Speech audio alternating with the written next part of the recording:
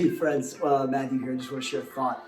Maybe you have some faith for today. We're reading with our church this summer through the Gospels, Matthew, Mark, Luke, and John, and we're kind of doing it sequentially so that we kind of get a chronological view of the life of Jesus, which means that because there are many stories or parables or even miracles of Jesus's life that we have record of, they're recorded in multiple Gospels. So that means multiple days in a row, you might be reading the same story, which is kind of interesting and fun because you kind of get a different perspective or viewpoint from each of the writers on that particular story or miracle or experience. And one of the things that we've read multiple times in the last week or so is about Jesus feeding the multitudes. In fact, he did it two different times that we have record of. We fed 5,000, and then again when he fed 4,000.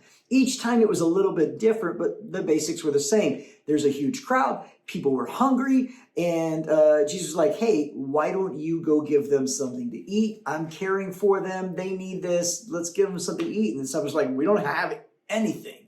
And I think a lot of times we react like the disciples, where it's like, yeah, hey, listen, we know it's important. We know that people matter, and we want people to eat, but like we don't have anything to give them. And I think a lot of times, anytime God asks us to do something, our first response most often is to compare what we feel like we have against the command that he's given us.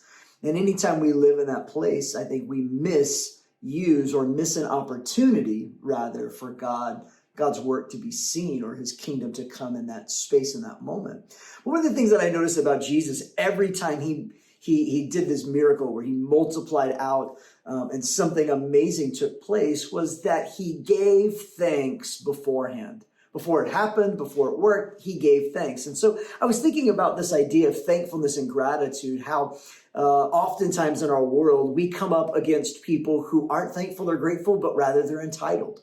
And I think that when we choose to be grateful, it does something different. It counteracts the natural response to feel entitled that maybe we would feel. I also found it interesting that thankfulness can set the table for God's abundance to be experienced. In other words, when we choose to be thankful and have a heart full of thanks, then it sets the table for us to experience the abundance of God in any one moment or time.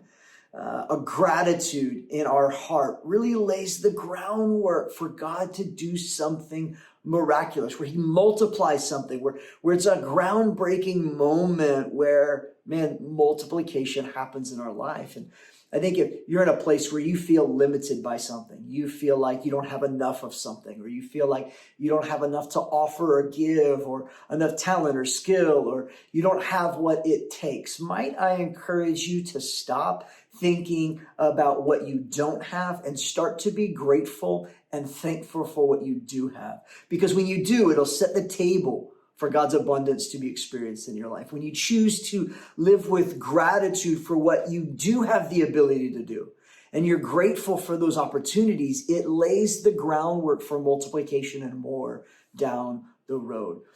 So let's live with thankfulness and gratitude in our heart and watch what God might do through a life surrendered through thanksgiving and gratefulness. Hey, that's it for me. Hope this has helped you have some faith for today. Remember, I love you.